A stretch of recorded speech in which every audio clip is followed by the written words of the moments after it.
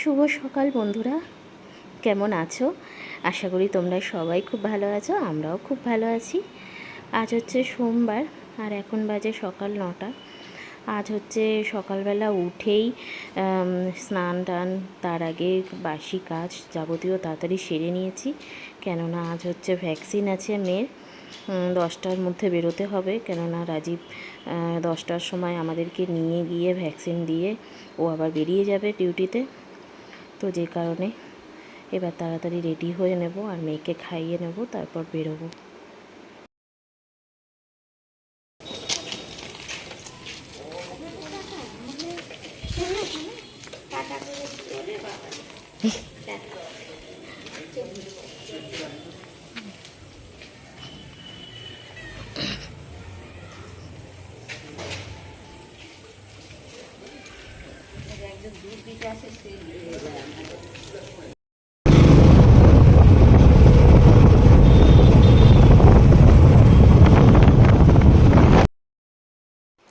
যেই time doctor দিয়েছিলেন সেই টাইমেই আমরা পৌঁছে যাব, কেননা সেই টাইমেই বেরিয়েছিলাম।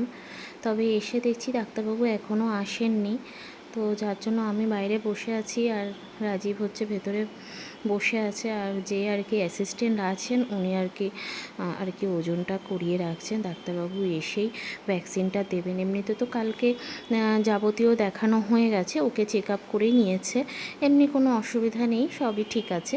শুধু আজকে ভ্যাকসিনটা দেবে। আর এখানে আসলেই ও একটা করে ললিপপ পায়। আর যদিও আজকে 2টো ললিপপ পেয়েছে, একটা ওই অ্যাসিস্ট্যান্ট যে দাদা রয়েছেন উনি দিয়েছেন, আর একটা ডাক্তারবাবু এসে।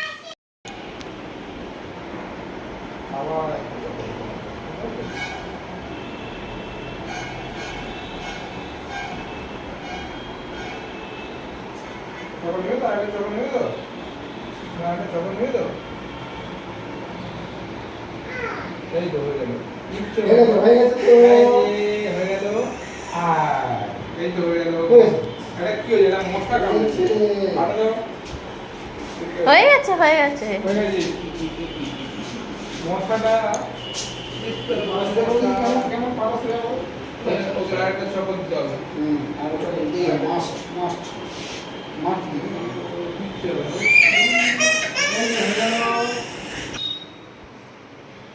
এগারোটা 35।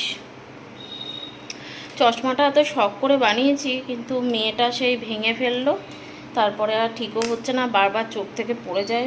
অনেক দিন পরে রাজীব এসে আবার এখানে দোকানে দিল, কিন্তু ঠিক টাইট করতে পারে না, আর একটু টাইট হবে না, এখান থেকে পড়ে যাচ্ছে। যাই হোক, এমনিতে ব্যথা ট্যাথা তো হবে না তেমন বলেছে।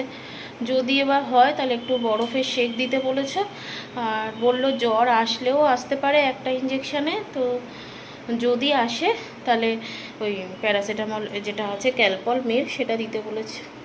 যাই হোক, আমার মাথা টাথা খুব ঘুরাচ্ছে, বুঝতে পারছি না।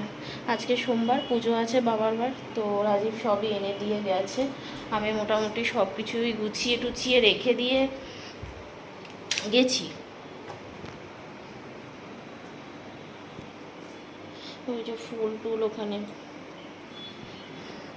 যাই হোক, চলো এবারে একটু তোড়ঝড়ি করে পুজোটা তাড়াতাড়ি সারি। মাথাটা যা খুব ঘোরাচ্ছে, একটু চা খাই অ্যাটলিস্ট। সকালে উঠে কিচ্ছু খাইনি, কিচ্ছু না, এই জন্যই মনে হয় মাথাটা ঘোরাচ্ছে।